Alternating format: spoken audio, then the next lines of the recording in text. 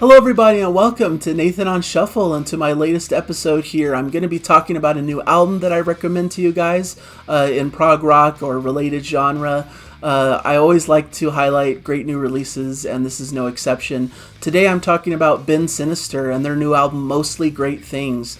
This is a band not completely totally progressive rock, I would say, but definitely related to it. A lot of people who love progressive rock and some of those elements tend to like this band as well. But to me, they're more planted firmly in this like classic rock era, 70s, just bright power pop and classic rock. And it just sounds perfect to my ears. I just really love their style, and it's just fun music to listen to. They're a Canadian band. They've been around for quite some time. They formed in 2001. One of my favorite previous releases from them was Small Frame, which came out in 2012, but they've released a couple albums since then.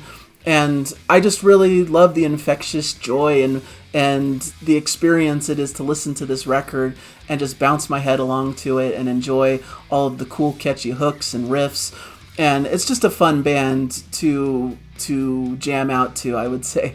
And they're akin to a lot of those classic 70s bands like Queen, ELO, some of the Beatles in their sound, I would say, Styx. Those types of bands are the reference points that I would point to. Just really great classic rock with some organ soloing, with some bouncy rhythms, some funkiness at times, and you just get a really infectious stew of great music where every song just comes on and you're immediately hooked in and bopping your head along to it with some cool funky riffs and some really fun keyboard parts and great vocals. And it just really keeps your attention throughout the runtime.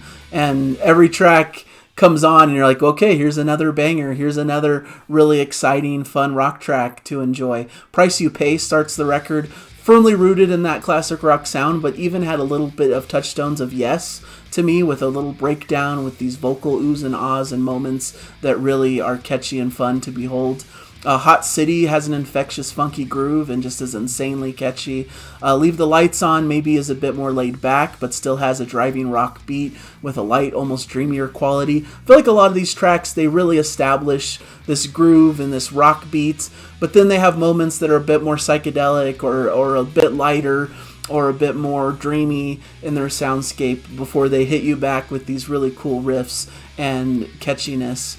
I really like Have a Good Year. It starts with an infectious piano melody, some big power chords ring out, and it remains a fairly bouncy track with great piano and vocals with an early 70s aesthetic to it.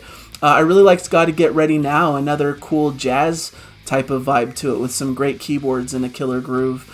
Big Star brings this big rocking energy, some great proggy keys, never losing their confident swagger throughout the track. Lucy could be like the pop hit of the album, I think, maybe a slight 80s style to it, but the hook and the chorus is just so immense and grabbing that I just can't help but love it and smile, have a big smile on my face as I listen through.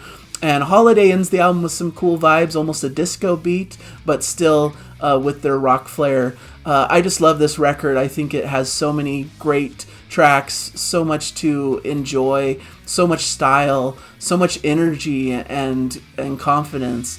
I just think it's a real great treat of a record that I think all of you should go and check out if you're into this style of music, if you like more of the classic rock era and just like great rockin' vibing tunes. I think this is going to be right up your alley, just like it is for me. It's an album I could have on repeat all over and over and over again. It's that much fun to listen to. So please check it out. I hope you enjoyed this shorter review, and I'll be back with more reviews shortly. So thank you guys for joining me, and I'll hopefully catch you in a future episode. Bye, everybody.